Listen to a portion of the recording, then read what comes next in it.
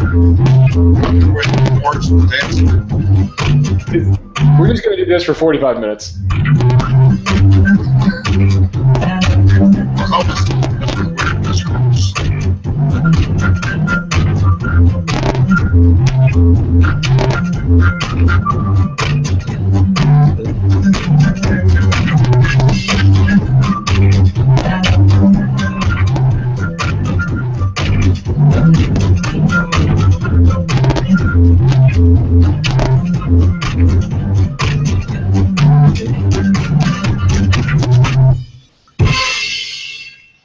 All right, there we go, an official theme song for Sunday Night Live. A round of applause. By the way, if you're in the chat box, the way you applaud is you just type threes, and that looks like applause when you type it out. So there you go. So there's the official theme song. Welcome aboard. This is Sunday Night Live with Scott Sandlin and Richard Nongard. And of course, I'm Richard. And every Sunday night we get together so that we can have an online experience with hypnosis, so that we can either bring on a guest or share some things that we think are important to help you be effective at hypnosis. This course is for all HPTI students, all ICBCH students, and really anybody who's interested in hypnosis, whether you're at an entry level or whether you're at an advanced level. This is a place where you can not only experience hypnosis and learn new things, but you can also ask questions. Right in the chat box down below, you can actually type in your name and you can chat. You can ask us a question. You can share a profound thought or whatever you would like to in the chat box below. By the way to change your name is real simple. Just click on where it says guest, and when you click on the guest and the number right by where you type into the chat box, you can actually change your name to your real name or any name you want to, but your real name's great. And Krista has pointed out that we are in direct competition with Eddie Murphy on Saturday Night Live 40, except this broadcast is full of people already. So I'm happy to know that we are exceeding the number of viewers here on Sunday Live than Eddie Murphy has over there on Saturday Night Live. But anyway, it's great to have everybody here. Tonight we are going to be talking about scripting and hypnosis, kind of a controversial subject for some, and Scott and I are going to share some of our thoughts. This is, of course, Sunday Live, every Sunday night, absolutely free. You don't have to pay us anything. You don't have to register for anything. Just show up, and we'll be happy to share some insights. Next week we have a great guest. Michael Watson will be our guest tonight. Scott and I are talking about scripting. Scott, what's in store for those who pay attention throughout the whole broadcast and skip Eddie Murphy? Well, good evening, by the way, and hello to everybody in the chat. I'm Scott. You already knew that, and it says so right there-ish. We were doing a cool thing tonight. Richard and I have been talking about this, and there's a ton, we're not just in competition with Eddie Murphy. There's a ton of hypnosis webinars out there now, and a lot of them are great, and they are run by our friends and colleagues and all that. And everyone's trying to, give out great information, and we are too. But we also think that it would be a real shame if we weren't trying to be the most fun and most generous. So we're also trying to be the most fun and generous, and part of that generosity is giving away free stuff. A couple weeks ago, we were giving away the recordings of stuff. Last week, we gave away, like $30 worth of hypnosis MP3s for $10. And some people just got them for free, by the way. I don't know if you guys noticed that, but we just gave a bunch of you guys without really talking about it. We just gave it to you. The people who got it, people may be confused on who those are. Last week, I said if you purchased the Scott Sandlin resource series, well, we didn't run your credit cards. Everybody who did that, took advantage of that last week, got it for free. That's how we roll over here, and tonight we're doing something else. Because it's scripting, and because we're talking about scripts, we're going to give away a script. And it's a script on SAD, seasonal affective disorder, right? And Richard Nongard has written a script for it. Here in California, it is 90 degrees. But all over the Northeast, it's blizzard conditions. And we all know that. And so there's people who are dealing with seasonal affective disorder. So tonight, at the end or towards the end of this broadcast or recording, for those of you watching this later, you will be given information on how to get that free script. And next week, we're giving away more stuff. If you like this talk on scripts, be here next week because we're going to give away the entire HypnoThoughts Volume 1 script book. which is a PDF that all of you can get for free. We'll tell you how to get it next week. So that's our thing. And of course, we don't just like talking about hypnosis. We love talking about hypnosis, but we also think one of the cool things about Sunday Live is that you get to experience hypnosis. So tonight, Richard is going to be demoing a hypnosis process tonight. Richard, let's talk about scripts and hypnosis. Take over for a moment. You know, every now and then on hypnothoughts.com, which is, of course, my favorite website on the entire internet, it's even better than Reddit. And I even have an alien on mine. I need to get a little brain sticker to put next to my Reddit alien. Yeah, but I think hypnothoughts.com is the greatest, most useful website. But it's interesting that discussions tend to repeat themselves over time. I mean, there's always new topics and a new way of looking at things. But one of the topics that probably every 4 or 6 months comes back on, and probably has for the last 7 or 8 years, is should hypnotists ever use a script? And of course, I've written several different script books, and I know HypnoThoughts actually put together a script book. And the largest group on HypnoThoughts, if I'm not wrong, I think is actually the Script Bank group. I think that's actually the largest group on hypnothoughts.com. And people love hypnosis scripts. And so there's always this debate, and the debate is, should a hypnotist who's actually a professional ever use a hypnosis script? I think that all hypnotists should be scripted, and here's why. Some of you, I know you would never imagine this, but I used to do open mic night, and I'm no match in comedy against the great Scott Sandlin, but I've done my fair amount of comedy clubs. I've been to lots of comedy shows. In fact, this week, Friday night, I went to see Louis Anderson. Oh, Louis Anderson. Yeah, he was here. He was here at the Indian Casino, and he was with Rita Rudner. Okay, so 2 headliners from Las Vegas. What's interesting is I had seen Rita Rudner's show a couple of times back when I was performing in Las Vegas. And her show, 10 years after I first saw it, word for word, to a large extent, was identical to the way she did her show 10 years ago. And it's interesting to me, the top comedians script their jokes, their laugh lines. Oh, sure, there's room for, picking out things from the audience and responding to a heckler and things of that sort. But by and large, any comedy pro, any performing pro, is going to be sticking to a script. Well, that's true, I think, in hypnosis as well. Now, I may have done the script so many times that it's committed to my memory, and I certainly am going to adapt my script to the unique needs of any client that I'm working with. But I never go into a session just wondering what the hell I'm going to do for the next 30 minutes for the client.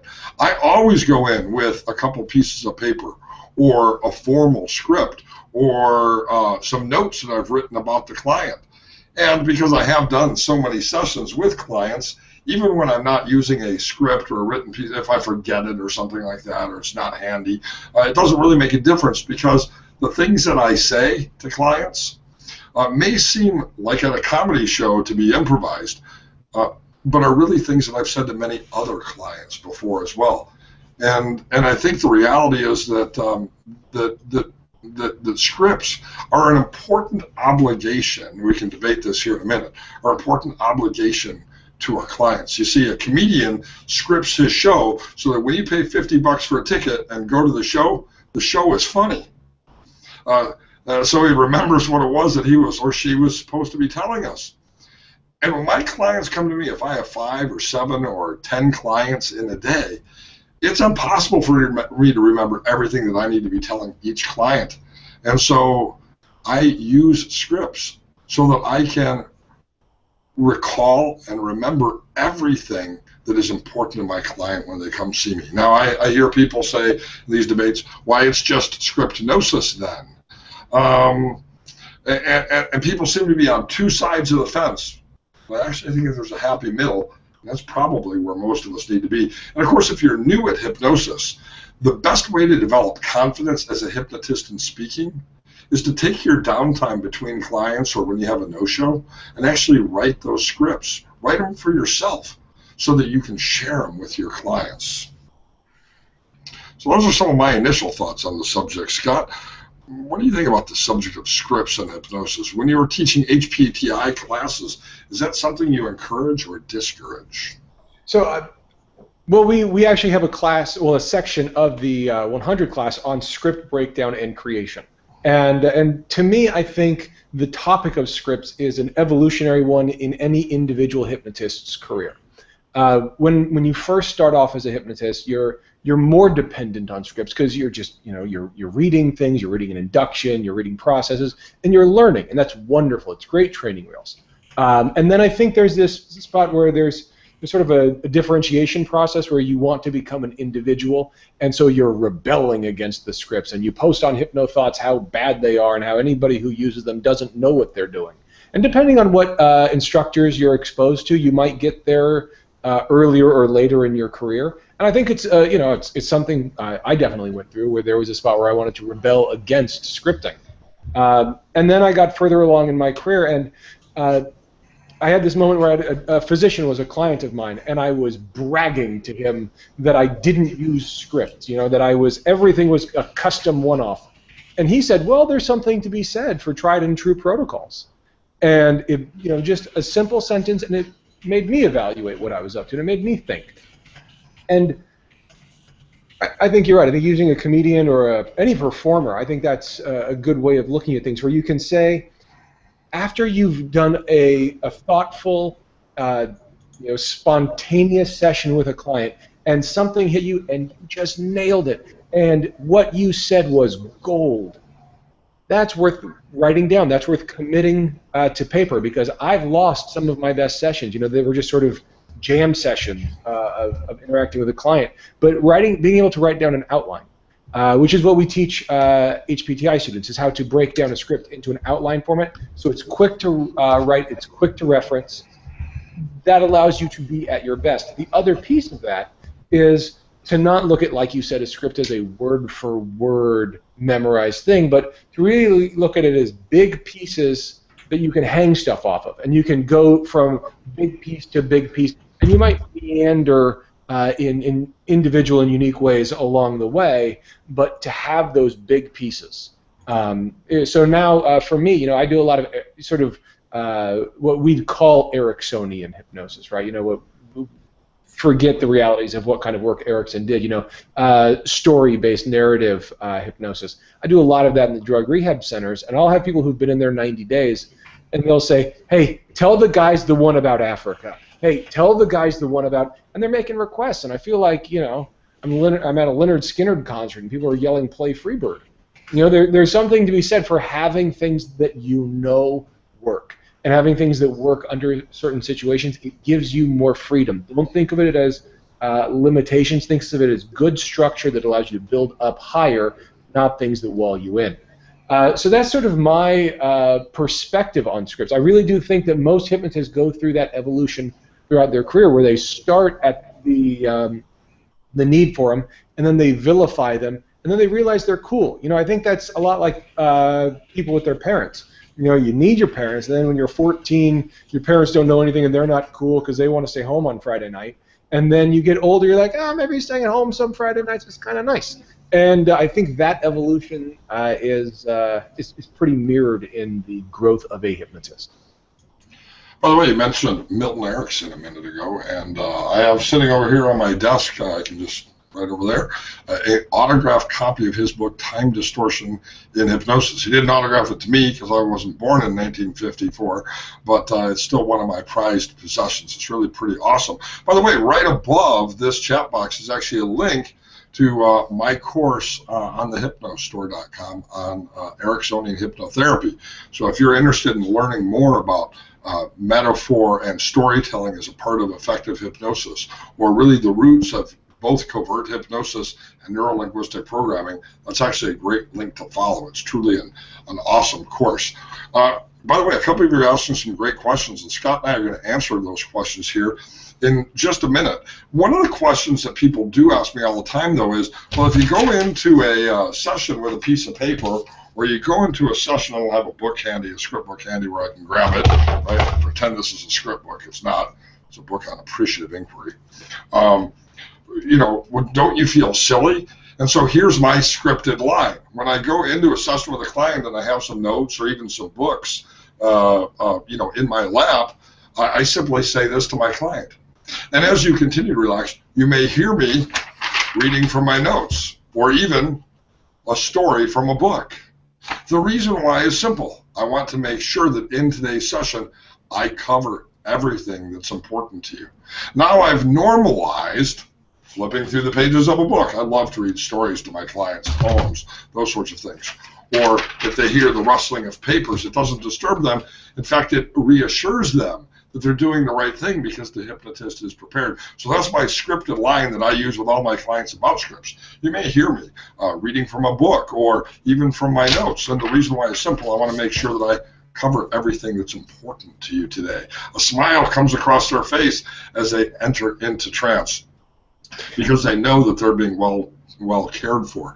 Now, let me tell you a script story, okay? And this is really important. A couple of years ago, somebody would come to one of my stage hypnosis training courses. He invested a lot of time. He took several different trainings, and now he was ready for his big show. He was actually a magician friend of mine, right? So he had lots of performance experience on stage as a magician, doing corporate entertainment.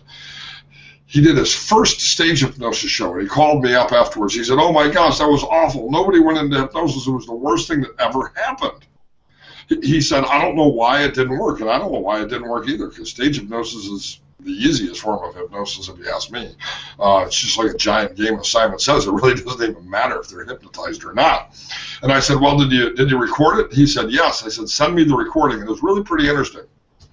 This person with lots of experience, but he started out, he got everyone on stage, the energy was great, he had his committee on stage, and then he walked over to the side, he grabbed a 3-ring binder, and he had actually laminated the pages from my stage hypnosis induction script that I had given out in class. And so up to this point, the energy was great, everything was awesome, and then he said, "And now go ahead and close your eyes. Take in a deep breath." And he just read it with no inflection and without looking at them. And he went through the induction word for word. By the way, it wasn't an induction I wrote for the class. I actually do it the easy way. I simply had transcribed an induction that I had done in Las Vegas probably the year before, either when I was covering for Scott Lewis over at the Riviera or when I was covering for Terry Stokes over at Aladdin, now Planet Hollywood. And so it worked for me that night because it was a transcription from an actual show. But it was an utter failure for him. And the reason why it was a failure is because he wasn't familiar with it. And he didn't use it as a tool adapting the script to the responses he was getting from the individuals. And I think that's really key to making it successful. So when we use a script, I don't usually use an induction script, but it's not a bad thing to do with your clients to make sure if you're new, you're covering everything that's important. But usually we're talking about the suggestive therapy component. So let me give you a quick outline on how I write a good script. When I write a good script, I usually do the induction, do the deepener, and now we're at the good part. By the way, I always tell people, now you are hypnotized, because a lot of people don't know, when am I hypnotized, right? So I get done with the induction, I get done with the deepener, 5, 4, 3, 2, 1, and this is the resource state that we call hypnosis. Never asleep, but deeply relaxed, or deeply creative, or deeply aware, whatever word I want to use to describe this resource state.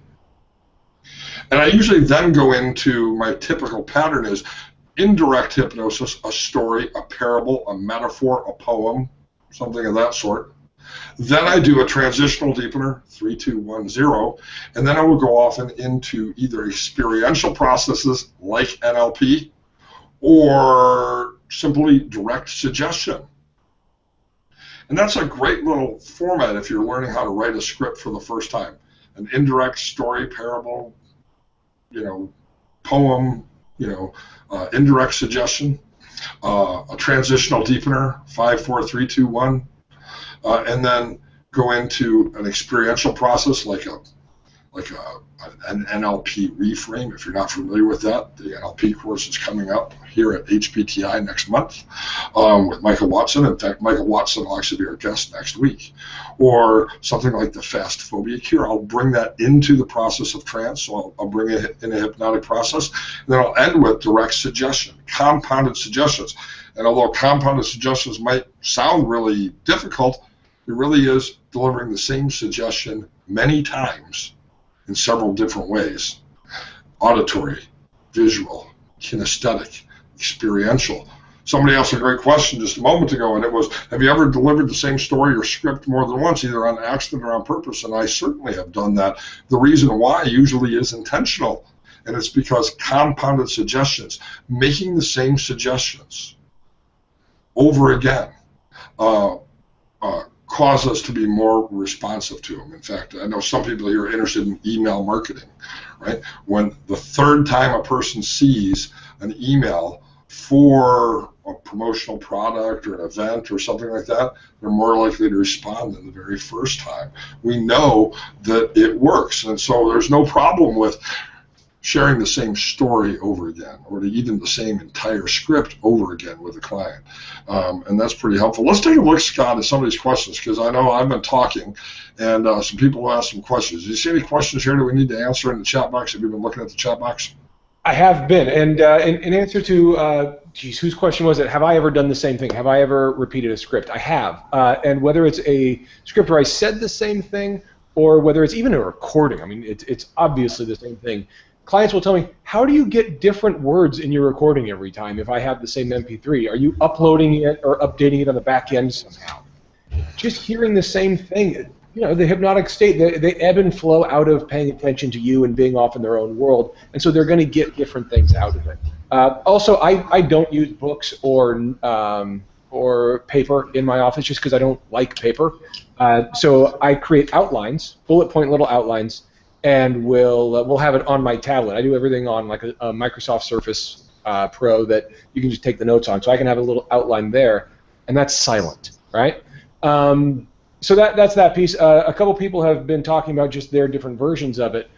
Jason Carter, my version is more similar to yours, and what you're talking about is what the people in the chat room are sort of talking about, whether it's too rigid or having the ability to be flexible and flow. So those are the real pieces that are in there right now. As far as questions, that was, you know, Matt's talking about the same thing with your magician who tried to do stage hypnosis, where he was just too rigid. And we do have to have some flexibility, but again, have these big outline chunks that you can hang pieces on, or grab these scripts for inspiration. You listen to the way these people, like Ben in the chat room, just liked what Richard just said. You should be reading tons and tons of scripts as a hypnotist, if you aren't already, just to get inspired, just to see how other people are doing it, just to see different flow pieces. You know, I stole one of Erickson's script. You know, I was reading one of the big book of scripts, and I was flipping through it, and there was this script that Erickson had on migrations and knowing without knowing and a trusting of your instincts and all that. And I grabbed that script, and I really tweaked it, and I played with it, and I made it about the Discovery Channel and high-definition TVs and the cool images of birds migrating. And I tweaked it, but that made, you know, I just took Erickson's piece, and really the change work piece of it I took, and then I just wrapped it in my client situation and the dialogue me and my client had been having previously. And which brings me to an idea on how to come up with what script you want to do. And I recommend we all do this. At the end of a client session, you know, I've been taking notes with my client, and we're having a dialogue. We do the hypnosis. Thanks. We reschedule for next week or whenever we reschedule for it, and they leave my office. And I've got a little bit of time. Maybe it's only 5 minutes, maybe it's an hour. Who knows, depending on the day. But I have this window of time where I'm still in the moment with that client, right? Even though they just left the room, you know, I've still got those wheels spinning. I write down right then different ideas for what I'd like to do next time. You know, maybe that says forgiveness of self and others, or maybe it's use a script, use a sailing metaphor. So it could be very content-oriented, or it could be very procedure-oriented. And whether it's outcome-oriented or content-oriented, I'm going to say, write down something on forgiveness or write down something on sailing and come up with that. So I'm still in the moment with the client when I'm coming up with it. And now I have a week to do my homework and to get creative and to dig around, to read, to find things that are interesting to me, poetry, TV shows, song lyrics, things like that, anything that grabs me. I'm a nerd, so I read a lot of Shakespeare just for fun. And so you can just grab some of that and just play with it. So that's a great spot. Aaron uses index cards. And to me, paper doesn't make sense because I'm bouncing around to all these different offices and I would lose stuff.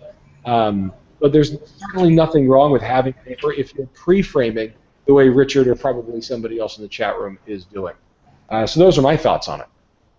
Every Sunday night we get together here for Sunday Live. Scott Sandlin and I, or just Scott, or just me, and a guest, or just the two of us and you, because you guys are our guests. And we're really glad that you're here. Every Sunday night, same time, same channel. It's absolutely free. The purpose of this is to give you a place to experience hypnosis and for you to learn from some of the experts from around the world who we've brought on in the past as guests and plan to bring on in the future. By the way, there is right above here a little link for the archive. So if you ever miss a session, you can actually go back and see all of the great episodes that have previously existed, including Fable Goodman or Aaron Little or John Sorbonne or some of the others who we've had a chance to interview in the recent past as well as even the distant past.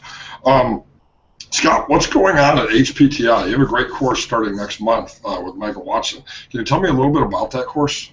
Yes. When we were creating the outline, when Richard Clark and I were coming up with what we wanted the curriculum for HPTI to be, we wanted a class on NLP, and Michael Watson was beginning and end of list for who I wanted teaching that class. I've got a lot of colleagues and friends who teach NLP, and a lot of us know NLP, and I think NLP is a really great set of tools for hypnotists to use. I love listening to Michael Watson talk about this stuff, and if you guys don't know his stuff and haven't listened to him, come next week. You'll see what I'm talking about. He's one of my favorite people to find at hypnosis conferences. He's one of my favorite people to listen to on webinars. He's very high on the list. He has a pleasantness and a very approachable way to get down to how NLP and language work in a way that's not overwhelming, in a way that's not so detail specific that you lose the moment and lose the connection with the client. And so Michael teaches a class for us. It's a month long of NLP. So you get 4 weeks with interaction with him, with projects, and just a ton of processes as well as philosophy on NLP. And a couple people in the chat room have taken it. I'm sure they're going to say great things about it because Michael's awesome and he created a great course. So we're excited about it. By the way, while you were just talking, I've been uploading here so that as soon as our this chat session is over, or this webcast or Sunday Night Live class, those of you who stick around to the end, I'm going to tell you how to access a seasonal affective disorder script that I wrote last winter. By the way, sometimes people say, how do you get ideas for these scripts? Scott will verify this. The seasonal affective disorder script is one of those things that I wrote to help other people, but something I wrote for myself as well. Scott knows that I have a disdain for any kind of cold weather, and I certainly hate snow. And what gave me the idea to give the script for you was not only because the people in Boston are getting walloped with their 4th blizzard. I think the headline today on the news was 4th storm of biblical proportions.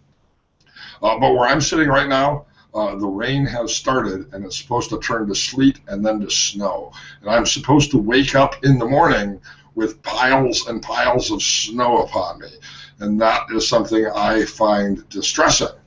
And so, like others, it's not just about bad weather, it's about this season that sometimes just seems to affect people. Now, if you're in Australia, and I know we have lots of Australians and New Zealanders watching this, you're lucky because it's summer for you. So congratulations, because... also, if you're in Southern California, it's apparently it's summer for us, too. Yeah, right, exactly. You had your 1 day of winter already this year, is that correct? Yeah, we have summer and kind of summer. That's really our two seasons. Right. But for the rest of us, waking up to that snow, especially when you live in an area like I do, which doesn't have very much snow.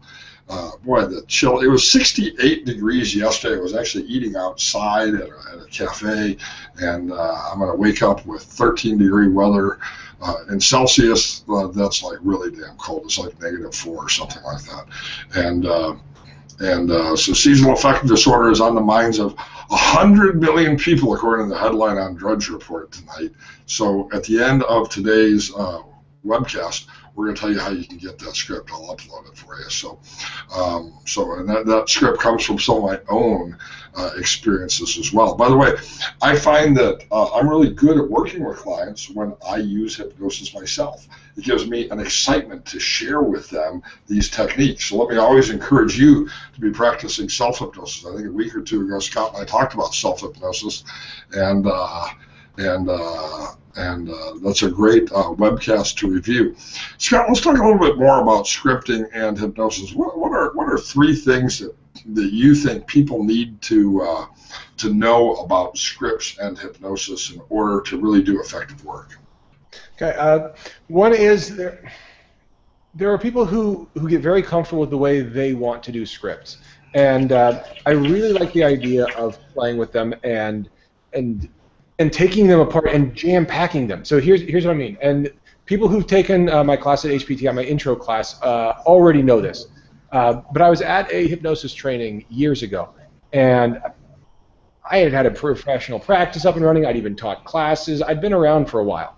And it was Mark Cunningham, who's an interesting and controversial hypnotist, I guess. And Mark said this sentence. He said, "When I'm doing hypnosis classes, I never waste a doorway." He says, every doorway is a threshold to change.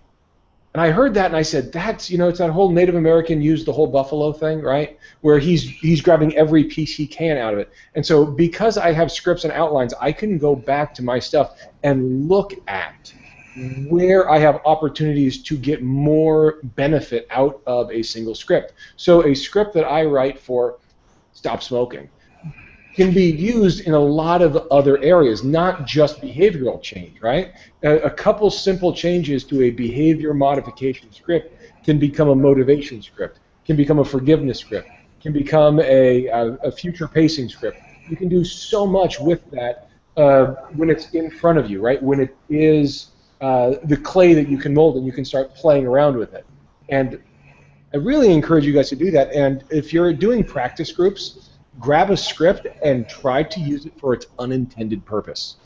The other thing to do is you try to get a script out of as little as possible. Again, an HPTI drill that we did, I stole from Brian David Phillips, where we create a line on each side of the room, and the person on this side of the room comes up with a topic, and then the person on this side of the room has to turn that into an induction, right, and to use whatever noun or verb or stimulus this person gives and uses it as the induction, and it forces the person to think creatively. Now, we won't necessarily have to do that with our clients, but to use that mindset in terms of looking for scripts, right? Looking for scripts in your daily life, looking for metaphor sets. If you're ever around kids, it's such an easy thing because they're always in the process of learning. That's why Krista said in the chat room earlier, a lot of my nephew's stories are scripts, and that's totally true.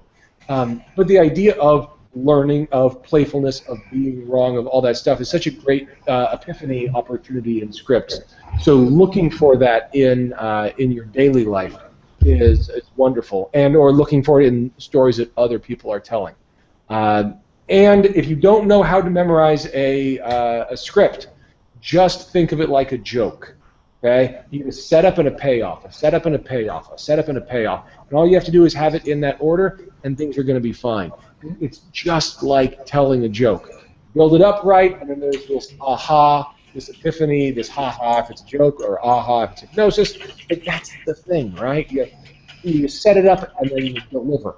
And if you can tell a joke, you can do hypnosis. So those are my pieces on that, Richard.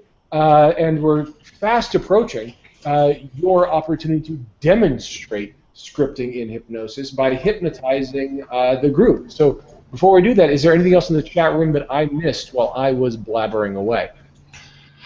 Just it's always the one thing I love about this Sunday night class is people have a chance to ask questions. Somebody asked about the having a head injury, a military veteran, and taking the ICBCH course and learning hypnosis. Whether you take the HPTI course through Scott's program or the ICBCH course through our school, you're going to get the personal attention that you need. This is really true for anybody, but I think that sometimes we have experiences in life. Different people have different experiences. Some people say I'm too old to learn.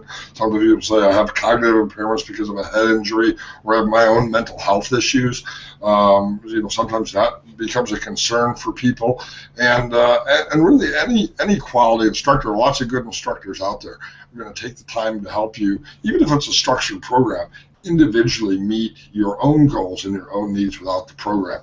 And that's something really true for both my experiences with all the HPTI instructors as well as the ICBCH program that I've taken. So not really related to scripting, but I think it's really important to point out that even though there can be structure in like a script in a hypnosis program, training program, there's also a chance to really individually meet anybody's unique needs. In fact, a lot of people in the room know my buddy Dan Kern. Dan Kern was a veteran. He was actually, I think it was an FBI agent. Actually, it was a CBI, a California Bureau of Investigation. And he lost his vision in his mid-50s, so he went blind. He had to retire. And now he wanted to become a hypnotist. But because of his remote geography, he lived at 11,000 feet up on some mountain. I've been out to his place. Fantastic, beautiful place, but not really convenient to anywhere. He said, boy, I don't know if I can learn hypnosis because I can't read anything, and your program has all these books. And what I did is I actually found Michael Yapko's textbook on audio cassette, on audio CD. I put as much of our material as possible into multiple formats so that I adapted the ICBCH Advanced course to his particular needs. And within our abilities, I know that HPTI does that kind of stuff, and that I've had a chance to do that for folks as well. So we can always come to a point where we decide to learn hypnosis using our previous experiences, even if in the past we viewed them as a hindrance, as something that can really help us to empower other people. I think that's really true for a lot of the good hypnosis instructors out there, because hypnosis, whether it's individually or something we're teaching somebody, really is about creating a personal experience. In fact, I'm going to guide you here in just a minute through a personal experience. You're going to have the chance to experience hypnosis. Does anybody here have any other questions? If you do, type them in the chat box below before I go into a short hypnosis session with you. Again, every Sunday night we get together. In a minute, I've actually posted the link. In a minute, I'll tell you how to access the link for that seasonal affective disorder script, and you can have that to benefit the people you're working with over the next couple of days. And while you're doing that, Richard, my last closing thought on scripting is not an excuse to do less work with your clients, right? And I think that's when people have a problem with it. They think that it's the lazy way out and you don't have to be thoughtful. And at its worst, that's what it is. But that's not a fair example. This is the behind the scenes of Richard's office, if you can see that. Yes, this is the DVD burning table. I actually created 88 sets of a hypnosis resource library earlier today, and that was an example of how they make the sausage. That is exactly how to make the sausage. Anyway, my sort of closing thought on that is our job is to inject humanity into that stuff and to bring humanity, into a room and to create those therapeutic relationships and to do all that work. And so a script is just one tool that we use, and it's a wonderful tool. If you don't like scripts, okay, that's fine, but we don't need to throw the baby out with the bathwater. I think scripts are a wonderful teaching tool. I think they are a wonderful set of training wheels at first, and then they are nice outlines and sources of inspiration for us. And there is no reason for us to ignore the work of our colleagues and peers. I'm not talking about plagiarizing, of course, but I'm talking about, purchasing things or learning from each other, being inspired by each other, and then standing on the shoulders of giants. That's the kind of the human thing. we learn and we communicate and then we persevere and then it's awesome. So that's what I got, and I'll turn it over. I'm looking forward to hearing what you got. I'm going to even turn off my camera so I can even get into the whole hypnosis process as well. All right. Well, I want to thank everybody for participating so far tonight. And this is your opportunity to experience a short process of hypnosis. I think one of the easiest ways to learn hypnosis is to experience it. And so where you are right now, simply sit in that chair or lay on that floor or wherever you may be viewing this webinar and take in a breath. And as you breathe in, notice what it feels like to pay attention to the breath, to breathe.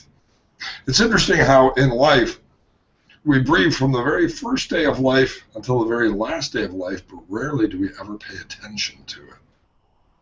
And when you pay attention to the breath, what it feels like to breathe air into the nostrils, to feel the air going through the back of the throat and even down into the lungs.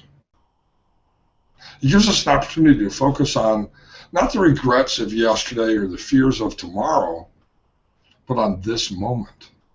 And no matter what's going on in your life, as long as you're breathing, you're actually okay. And so right here and right now is your opportunity to learn something new. And so close your eyes and continue to breathe, paying attention to the breath. With each breath, allowing yourself to become more aware of the learning experience and the processes of hypnosis. As your feet rest on the floor and your hands rest on the desk or the armrest of the chair, you can relax any muscles in your body that are holding the tension of the day. You can relax the brow. You can unclench the jaw. You can drop your shoulders and just relax into this moment. A great moment for you to experience transformation and learning something new. It feels really good to set aside a few minutes to identify what's really most important to you. And most of you who are participating in this webinar have come here because there is a set of core values in learning that's important to you. To either be the best at hypnosis to help others, or to master hypnosis so that you can experience success in your own life, or maybe even a little bit of both. And so as I count backwards from 10 to 1, with each number and each breath, allow yourself to become more relaxed, or more aware, or more creative, or more calm, or more intuitive, or more patient, or whatever's most important to you. Each number and each breath settling into that resource state we call hypnosis. 10, 9, 8, 7, doing perfect. 8, 7, 6, 5,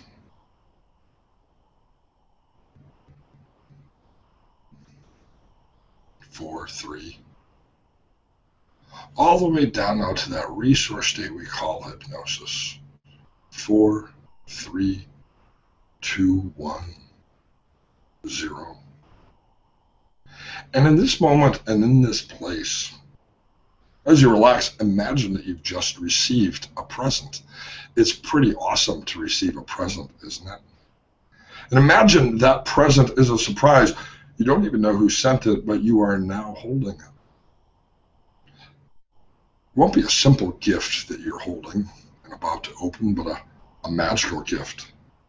It's the one thing you want more than anything else in life. Maybe it's big or perhaps small. It might even be too big to hold. It's your present. You can actually see it and experience it in any way that you want to. Maybe you can even hear the present. When a child's trying to figure out what is inside of a gift, they often shake it. You can even do that in your mind, hearing the gift inside of the box. You can feel the shape of the box as a square or rectangle or an odd shape. And you can begin to open the gift. Inside of the wrapping, you find exactly what you wanted more than anything else. Perhaps it's the deed to vast and beautiful lands, a diamond worth millions of dollars, or even winning a lottery ticket worth $100 million. It's your gift. You can create it any way you want to.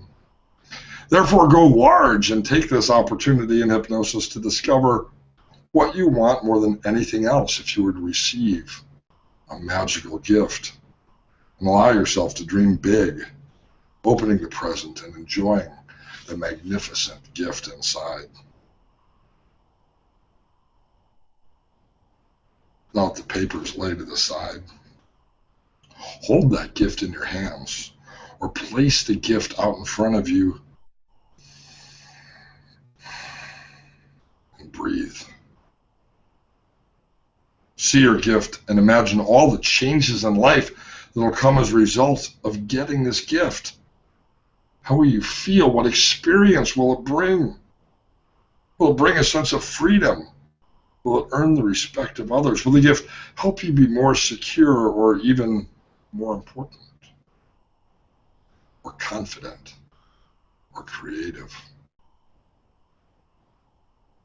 Explore this idea in your mind. Having this gift will allow you to have some of your deepest needs in life met. What are they? Become aware of them. And note the words that come into your mind that describe these needs. Note the feelings that you associate with the gift. And what words come to your mind?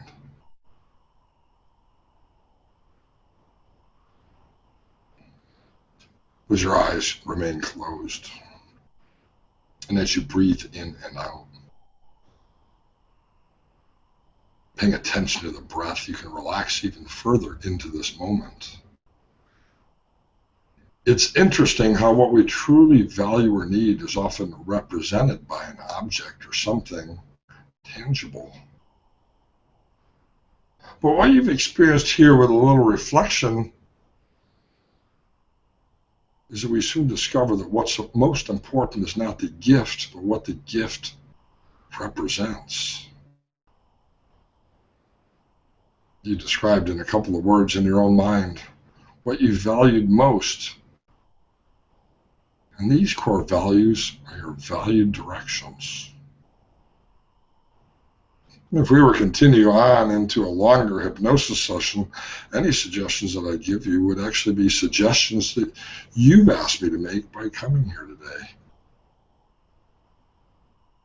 and would help you move towards those valued directions. And so over the next week or two, or over the next day or two, or even over the next hour or two, recognize that even if you don't have that big something in front of you, what that big something, what that gift represented is something you have the power to create.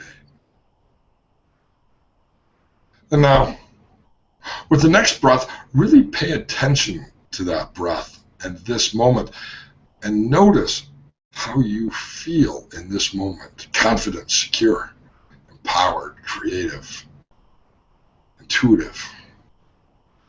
And breathe in again, letting that oxygen fill your lungs and carry a life force of energy to every cell of the body.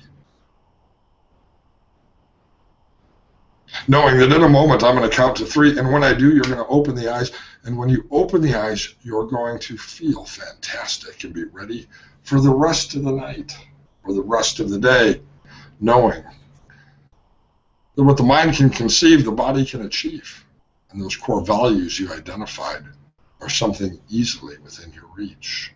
1, taking in a breath. 2, feeling fantastic. And 3, opening the eyes, ready for the rest of the day. Now, if your eyes aren't open yet, open your eyes. We're out of time. To do a longer session, We had another hour, but we don't. And since we were talking about scripts, I actually decided to utilize a script from my big book of hypnosis scripts. I wrote this a few years back, and so I flipped open to one of my favorite pages, which is page 225, and I read the script for helping a client to identify their core values. And notice that even though I was utilizing a script, it was an experience that was very real to you and valuable to you and helped you to experience that which you came to this class for tonight. So just an example of a great time to experience hypnosis, but experiencing hypnosis with the hypnotist using a script as a resource or as a guide for a session. Every Sunday Night Live, we get together, Scott and I, or Scott and I and a guest. Next week it's Michael Watson. This is sponsored by the hypnostore.com, which is a part of HypnoThoughts and Subliminal Science. And I have already posted the seasonal affective disorder script between the chat box and the video. Okay, there's a link to that script. And so if you do not see it, when we're done here, just refresh your page and that link will magically appear because you're looking at a version of the page that you accessed before I posted that link. And so when we're done here, simply refresh your page, come back to the hypnostore.com/Sunday. If you don't see it, clear your cache because the link is now there underneath the video and above the chat box. So Scott, any parting words or deep thoughts or profound insights? A simple one. Just this is fun. It's supposed to be fun. Like I said, we do want to give good information. I hope we are giving good information, but we also like this to be fun and generous. So keep telling us what you want out of this class. We get a handful of emails every week from you guys with topics you want covered, guests you like. I've gotten a couple emails this week from people who say, will you get this person as a guest, or I know someone who'd like to be a guest. That's awesome. That's what we want Sunday to be about. It's for you guys, so please keep doing that. And I'll see you guys next week. I look forward to seeing you next week as well. Right above here is the link to the 16-part Ericksonian hypnosis training course. Refresh the page. Right below is a free script for seasonal affective disorder. Stay warm the rest of the week if you're not in Australia or Southern California. Same time, same channel next week. Adios. Night, everybody.